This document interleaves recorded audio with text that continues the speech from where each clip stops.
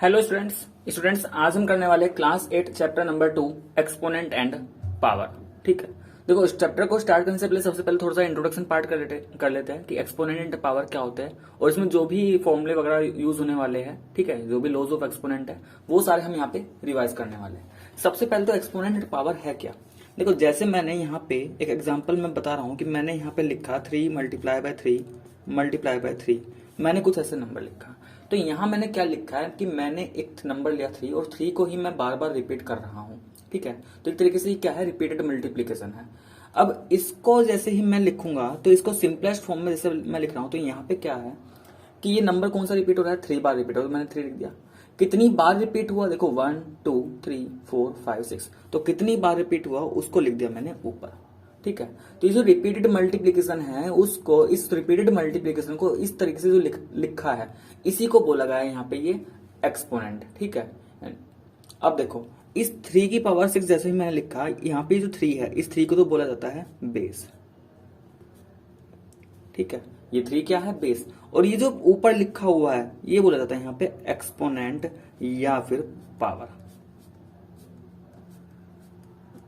ठीक है, तो एक्सपोनेंट पावर में क्या करते हैं हम कि अगर हमारे पास रिपीटेड मल्टीप्लिकेशन आ जाए तो उस रिपीटेड मल्टीप्लिकेशन को हम शॉर्ट फॉर्म में लिखते एक तरीके से। भाई पहले मुझे इतना बड़ा लिखना पड़ता, अब इसी चीज को मैं इसको इस तरीके से लिख दिया मैंने, सिर्फ इतने से। ठीक है, तो रिपीटेड मल्टीप्लिकेशन को शॉर्ट फॉर्म में जो लिखा जाता है वही एक्सपोनेंट पावर होता है। ठीक है, जो नंबर रिपीट हो रहा है वो क्या है, बेस है। कितनी बार रिपीट हो रहा है उसको हम बोल देते हैं एक्सपोनेंट या फिर पावर। ठीक है, यहां तक क्लियर हुआ। अब मान लो जैसे मैं एक और एग्जांपल बताऊं, मैंने कुछ इस तरीके से लिख दिया 2 मल्टीप्लाई बाय 2 मल्टीप्लाई बाय 2। ठीक है, देन यहां पे लिख दिया multiply by 5 multiply by 5 multiply by 5। ठीक है, इस तरीके से मैंने ये लिखा। अब यहाँ पे देखा जाए दो नंबर रिपीट हो रहे हैं, या तो 2 2 2 या फिर 5 5 5। तो इसको शॉर्ट फॉर्म में मैं कैसे लिख सकता हूँ, यूजिंग एक्सपोनेंट पावर। भाई पहला नंबर क्या है, 2 रिपीट हुआ। 2 कितनी बार रिपीट हुआ, तो 1 2 3 4। तो जो नंबर रिपीट हुआ ये मैंने यहाँ पे लिख दिया। कितनी बार रिपीट हुआ ये पहुंच गया ऊपर, तो ये क्या बन गया इसका, पावर या फिर एक्सपोनेंट।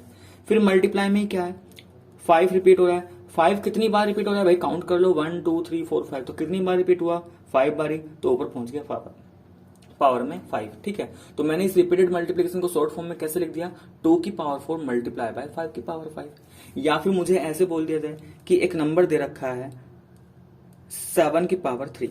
तो 7 की पावर 3 का मतलब क्या है कि यहाँ पे जो नंबर 7 है ये 7 3 बार ही आ रहा है। ठीक है, यानी कि ये जो पावर में लिखा होता है ये बताता है कि ये जो ये वाला नंबर है यहाँ पे ये कितनी बार रिपीट हुआ है। ठीक है, ये 7 कितनी बार रिपीट हुआ है वो कहाँ पे कैसे पता चलेगा, ऊपर जो लिखा होगा। तो ये क्या हो जाएगा, 7 इंटू 7 इंटू 7। तो ये तो हमारा एक्सपोनेंट पावर।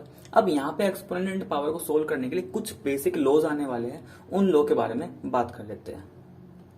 बात करते हैं यहाँ पे लॉज ऑफ एक्सपोनेंट। देखो लॉज ऑफ एक्सपोनेंट क्या है कि कैसे हम एक्सपोनेंशियल को सोल्व करेंगे, यहाँ पे उसके लिए कुछ लॉज है। जैसे पहला लॉ क्या है, कुछ मैंने लिखा a की पावर m इंटू a की पावर n। यहाँ पे क्या है, दो एक्सपोनेंट मैंने लिख लिया। भाई दोनों का बेस सेम है a, लेकिन दोनों की पावर डिफरेंट और बीच में मल्टीप्लाई साइन। तो ये क्या होता है कि यहाँ पे बेस तो जो a है वही रहेगा, लेकिन इनका पावर ऐड हो जाएगा। तो पहला लो तो ये है। ठीक है, इनका यूज कैसे करते हैं जब हम एक्सरसाइज करेंगे वहां पे ये क्लियर हो जाएगा कि कैसे हमें यूज करना है। पहले हम लॉज देख लेते हैं कौन कौन से। ऐसे ही मान लो ऐसे आ जाए a की power m divided by a की पावर n। अब क्या है, बेस सेम है, पावर डिफरेंट है, लेकिन डिवाइड है। ठीक है, तो इसको हम क्या लिखेंगे, a पहले वाली पावर में से माइनस कर देंगे दूसरे वाली पावर, यानी कि m माइनस n हो गया। ठीक, थर्ड क्या है, अब देखो अगर ऐसे आ जाए a की पावर m इंटू b की पावर m, तो हुआ क्या कि अब बेस डिफरेंट हो गया लेकिन पावर सेम और मल्टीप्लाई है। तो जब बेस डिफरेंट है तो बेस का तो हो जाएगा मल्टीप्लीकेशन, लेकिन पावर जो कॉमन है दोनों की सेम पावर वही रहेगी। ठीक है, अब ये चीज ऐसे डिवाइड में भी हो सकता है।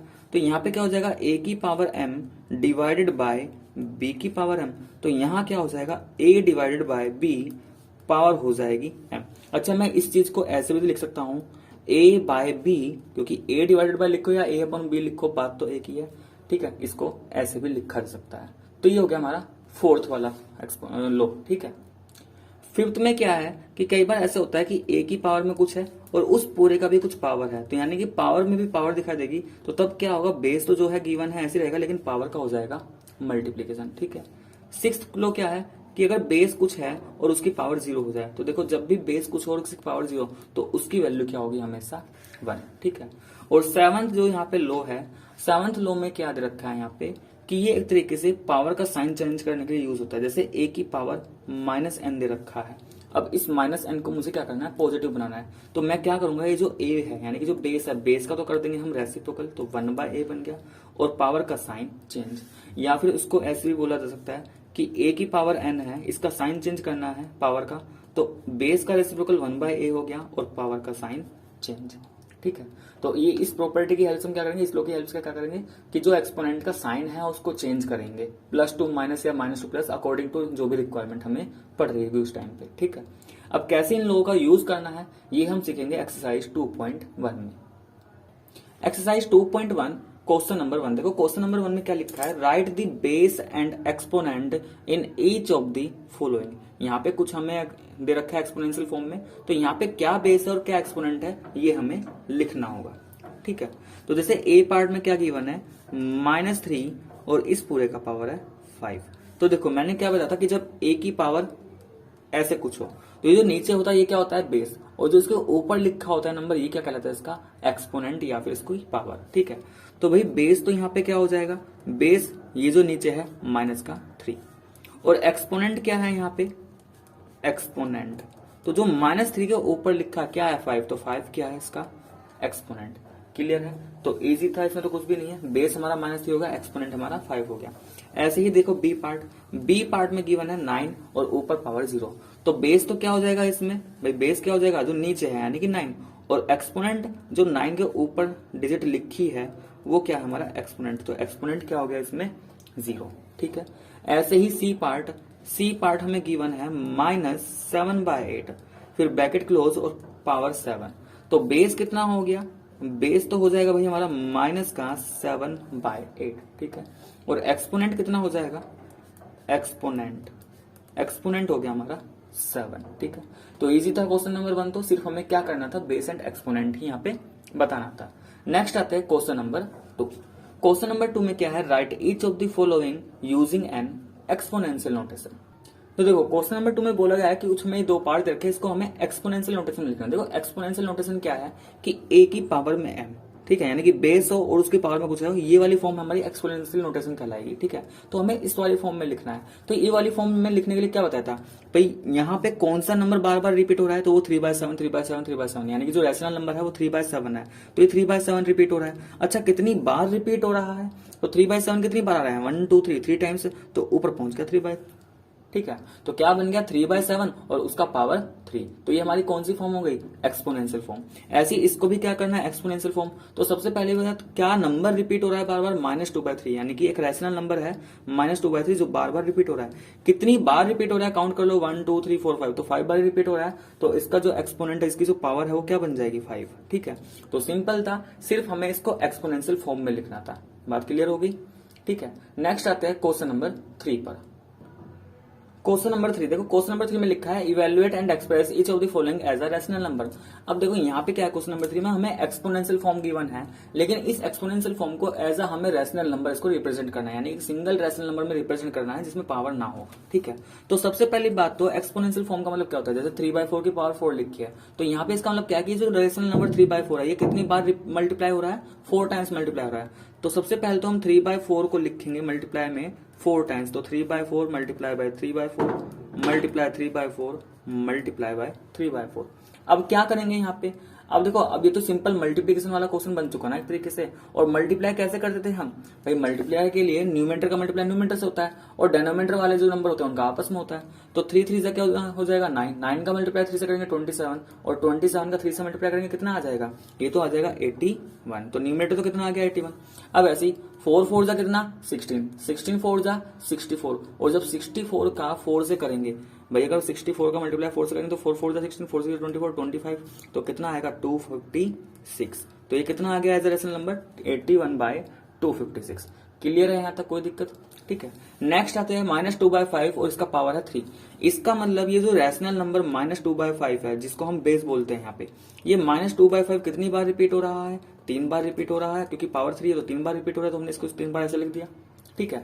अब क्या करेंगे, सिंपल मल्टीप्लाई, तो न्यूमेरेटर का मल्टीप्लाई न्यूमेरेटर से डेनोमिनेटर वाले को आपस में, तो देखो 2 2 जा 4, 4 2 जा 8, तो न्यूमेरेटर का मल्टीप्लाई क्या 8 आया, 5 5 जा 125 और 25 5 जा 125।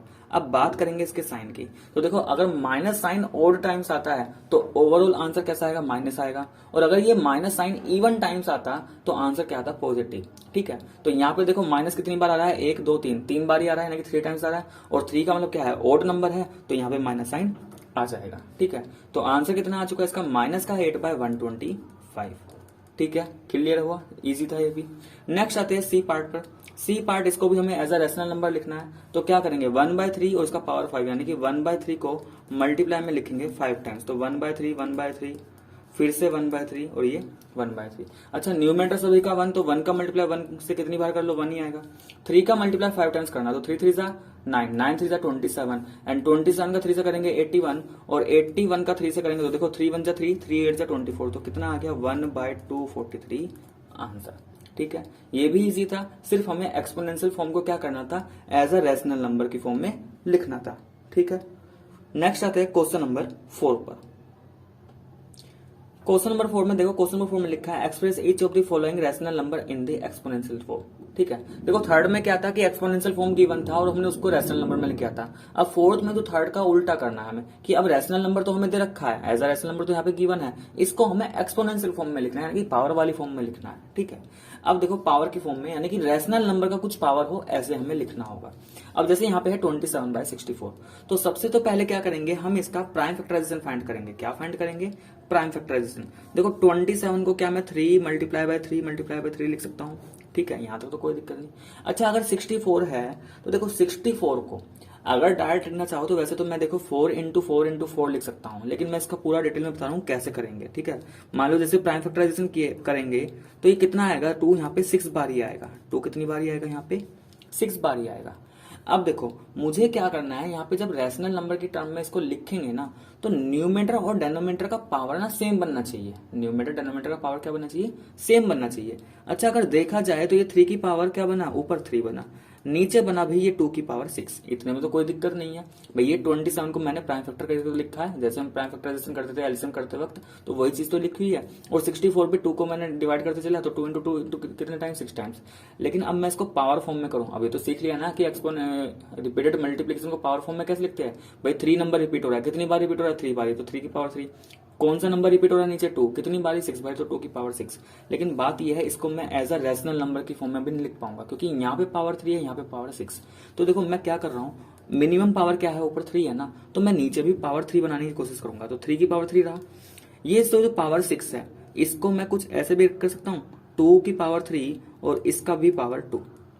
भाई ये बताओ, अभी बताया था कि अगर पावर का पावर हो तो पावर का मल्टीप्लेक्स हो जाता है, तो 3 2 6, ये वही चीज तो लिखी है। ठीक है, मैंने 6 के फैक्टर कर लिए 2 × 3, तो जो अच्छा यहाँ पे आ जाएगा 2, बाहर 3, क्योंकि बाहर वाला। अब ये क्या बन गया, ऊपर तो 3 की पावर 3, नीचे ये 2 की पावर 2 है, ये क्या है 4, और 4 की पावर भी क्या 3।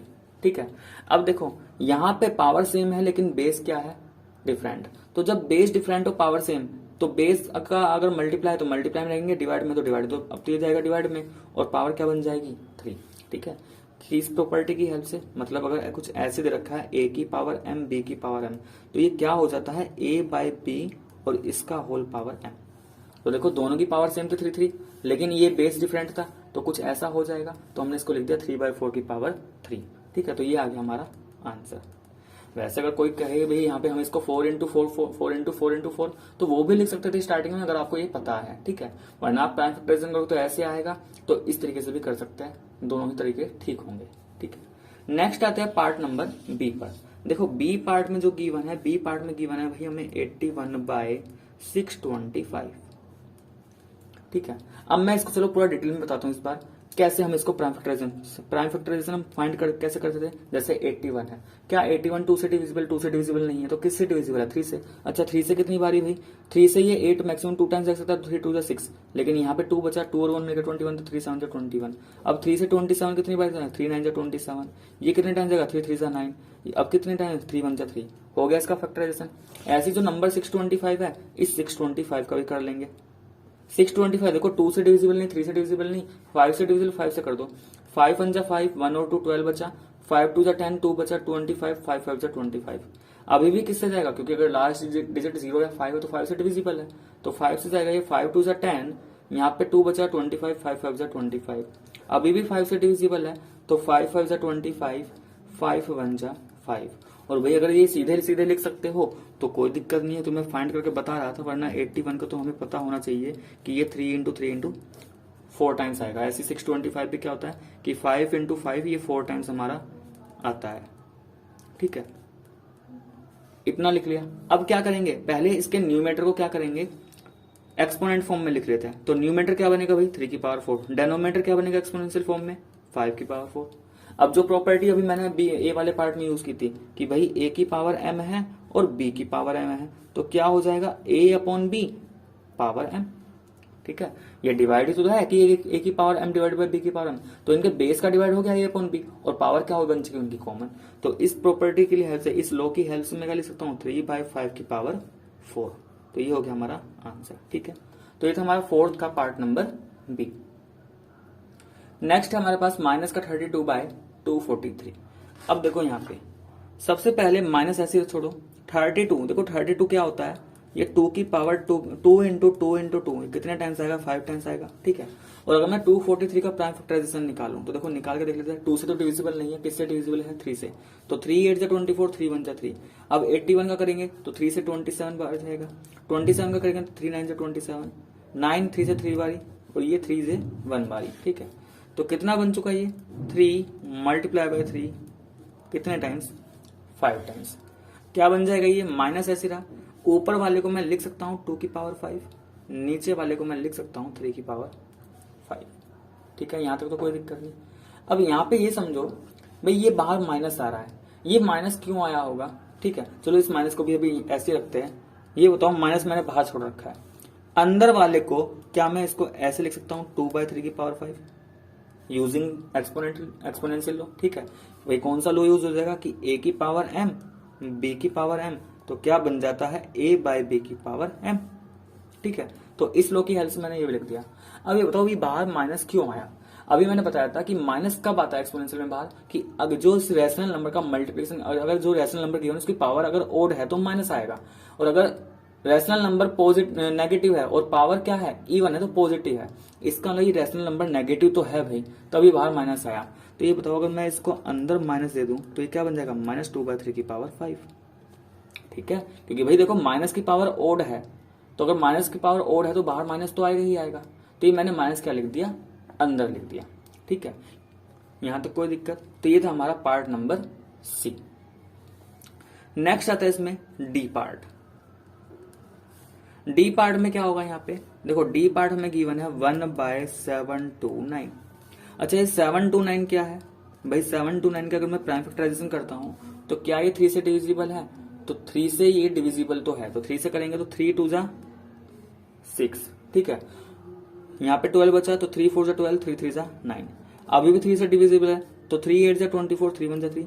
अभी भी ये 3 से डिविजिबल तो 3 2 6, 3 7 21, देन 3 9 27, 3 3 9, और ये 3 1 3। तो देखो अगर मैं इसके डेनोमीटर की बात करूं, डेनोमीटर में ये जो 3 आया ये कितने टाइम्स आया है 6 टाइम्स। कितने टाइम्स 6 टाइम्स। तो क्या मैं 1 को 6 टाइम्स नहीं लिख सकता, क्योंकि भाई 1 को तो कितने भी टाइम्स लिख सकते हो। ठीक है, तो इसको भी मैं क्या कर रहा हूँ 6 टाइम्स कर रहा हूँ, क्यों, क्योंकि मैं न्यूमेटर और डेनोमीटर का पावर मुझे सेम रखना है। अब देखो न्यूमेटर को मैंने लिख दिया 1 की पावर 6, डेनोमीटर भी 3 की पावर 6। तो ये क्या बन जाएगा फाइनली, क्योंकि डेनोमीटर बेस दोनों का डिफरेंट, पावर सेम, तो 1/3 की पावर 6। ठीक है, तो ये था हमारा क्वेश्चन नंबर 4। ठीक है, यहां तक क्लियर हो चुका है। नेक्स्ट आते देखो क्वेश्चन नंबर 5 में बोला गया find the reciprocal of each of the following. तो यहाँ पे हमें 2 एक्सपोनेंशियल नंबर दे रखे हैं, इनका क्या फाइंड करना है रेसिप्रोकल। रेसिप्रोकल में होना क्या है, जैसे भाई मैं अगर बात करूं, मुझे एक रैशनल नंबर दे रखा है एक्सपोनेंशियल नंबर की a अपॉन b की पावर n, और इसका क्या निकालना है रेसिप्रोकल। तो रेसिप्रोकल निकालने के लिए क्या करेंगे कि जो बेस गिवन है उस बेस का हम रेसिप्रोकल कर देंगे। ठीक है, बेस का रेसिप्रोकल करेंगे और पावर n, तो पावर पे कोई भी फर्क नहीं पड़ेगा। और कैसे करना है कि जो न्यूमेटर वाला पार्ट है वो डेनोमीटर में पहुंच जाएगा, जो इसका डेनोमीटर पार्ट है वो न्यूमेटर में। तो अगर भाई मैं यहाँ पे रेसिप्रोकल फाइंड करता हूँ -3 की पावर 2 का, तो मुझे क्या करना है, इस -3 की पावर 2 का बेस देखो भाई, यहाँ पे -3 की पावर 2 है तो बेस क्या है -3। तो सबसे पहले मैं -3 का रेसिप्रोकल करूंगा। अब ये बताओ -3 है क्या भाई, -3 एक्चुअल में -3/1 ही तो है, यानी कि इस -3 में जो डेनोमीटर पार्ट है वो 1 है, क्योंकि कुछ लिखा हुआ नहीं, तो ये -3/1 है। और -3/1 का रेसिप्रोकल क्या होगा, तो मैंने क्या कहा कि जो न्यूमेटर पार्ट है वो डेनोमीटर में आ जाएगा, जो डेनोमीटर पार्ट है वो न्यूमेटर में पहुंच जाएगा। ठीक है, तो न्यूमेटर में क्या है 3, तो 3 नीचे आएगा, डेनोमीटर में क्या है 1, 1 ऊपर जाएगा, तो ये आया 1/3। अच्छा ये नेगेटिव था तो माइनस साइन, तो देखो माइनस साइन तो ऊपर लिखो नीचे लिखो उससे फर्क नहीं पड़ेगा। अच्छा पावर क्या थी, तो पावर थी 2, तो रेसिप्रोकल है इसका -1/3 की पावर 2। अच्छा इसको सोल्व करेंगे तो सोल्व कर लेते हैं इसको, तो -1/3 की पावर क्या है 2, तो 2 बार मल्टीप्लाई कर लेंगे, तो सिंप्लीफाई होने के बाद कितना आ गया 1/9। यहां तक कोई दिक्कत, तो ये इसका क्या हो गया रेसिप्रोकल। ऐसी 3/5 की पावर 4 इसका रेसिप्रोकल निकालेंगे, तो सबसे पहले रेसिप्रोकल क्या करेंगे, बेस का रेसिप्रोकल कर देंगे, तो 3/5 का रेसिप्रोकल 5/3। 3 न्यूमेटर में था, डेनोमीटर में लिख दिया, 5 डेनोमीटर में है तो न्यूमेटर में, और पावर पे कोई चेंज नहीं, पावर पे कोई चेंज नहीं करना। अब इसको सिंप्लीफाई कर लेते हैं, तो 5/3 की पावर क्या है 4, यानी कि 5/3 की मल्टीप्लाई 4 टाइम्स हमने कर देनी है, तो 5/3 5/3 5/3 इंटू 5/3। अब इसको सोल्व कर लो भाई, न्यूमेटर में 5 क्या है 4 टाइम्स है, तो 5 5 125, 125 का सॉरी 5 5 25, 25 5 125, और 125 का 5 से करेंगे तो 625। ठीक है, 3 3 9 9 3 27, 27 का 3 से करेंगे 81, तो इसका रेसिप्रोकल कितना आ गया 625/81। ठीक है, नेक्स्ट आते हैं हम क्वेश्चन नंबर 6 पर। देखो क्वेश्चन नंबर 6 में गिवन है, find the product of the square of 2/-3 and cube of -3/4। सबसे पहले देखो यहां पे हमें निकालना है स्क्वायर ऑफ 2/-3। स्क्वायर ऑफ 2/-3 का मतलब है क्या भाई, स्क्वायर ऑफ 2/-3 का मतलब ये तो है कि 2/-3 की पावर 2 है, और पावर को कैसे सिंप्लीफाई करना है तो भी हमने सीखा कि 2/-3 की पावर 2 है, तो 2/-3 को 2 बार मल्टीप्लाई कर लो। जब मल्टीप्लाई करूंगा तो न्यूमेटर में क्या बनेगा 2 2 जा 4, डेनोमीटर क्या बनेगा 3 3 जा 9, और माइनस भाई इवन टाइम्स है तो वो क्या बन जाएगा पॉजिटिव, क्योंकि दो माइनस मिलके पॉजिटिव बनाते हैं। तो 2/-3 का स्क्वायर आया 4/9। देन क्या लिखा है, क्यूब ऑफ -3/4, क्यूब ऑफ -3/4। तो -3/4 का क्यूब का मतलब क्या है कि -3/4 क्यूब का मतलब क्या है कि पावर 3 है, यही मतलब है। और इसको कैसे सिंप्लीफाई करेंगे, तो भाई -3/4 को 3 बार लिख लेंगे, तो -3/4 -3/4 -3/4 सिंप्लीफाई करेंगे। देखो 3 का मल्टीप्लाई 3 से, 3 3 जा 9 9 3 जा 27। ठीक है, 4 4 जा 16 16 4 जा 64, और क्योंकि 3 माइनस है तो माइनस आ गया। अब क्या करना है, क्वेश्चन में कहा था कि ये जो स्क्वायर आया है 2/-3 का, एक तो ये नंबर, और एक ये जो क्यूब आया -3/4 का एक नंबर, इन दोनों की मुझे क्या करनी है मल्टीप्लाई करनी है। तो अकॉर्डिंग टू क्वेश्चन मुझे किस किस को मल्टीप्लाई करना है, स्क्वायर ऑफ 2/-3 यानी कि 4/9 एंड क्यूब ऑफ -3/4 मतलब कि -27/64। ठीक है, सिंप्लीफाई कर लेते हैं। देखो 4 से क्या 64 डिविजिबल है, 4 से 4 1 टाइम्स, और 4 से 64 4 1 जा 4 24 बचा, 4 6 24 16 टाइम्स।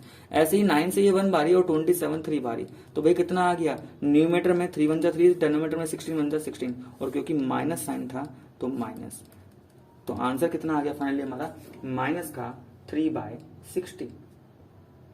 ठीक है, तो स्टूडेंट्स ये था क्वेश्चन नंबर 6। ठीक है, तो आज हमने क्या किया, तो हमने इसके लॉज पढ़े थे और क्वेश्चन नंबर 1 to 6 के। ठीक है, तो स्टूडेंट्स अगर आपको मेरा वीडियो पसंद आए तो प्लीज वीडियो को लाइक करें, शेयर करें। ठीक है, और कोई भी अगर आपको डाउट है तो आप मुझे कमेंट बॉक्स में कमेंट करके बता सकते हो। बाकी वीडियो को लाइक करना या जो भी प्रॉब्लम है आप मुझे बता सकते हो। तो आज के लिए बस इतना ही, नेक्स्ट वीडियो में हम आगे क्वेश्चन करेंगे।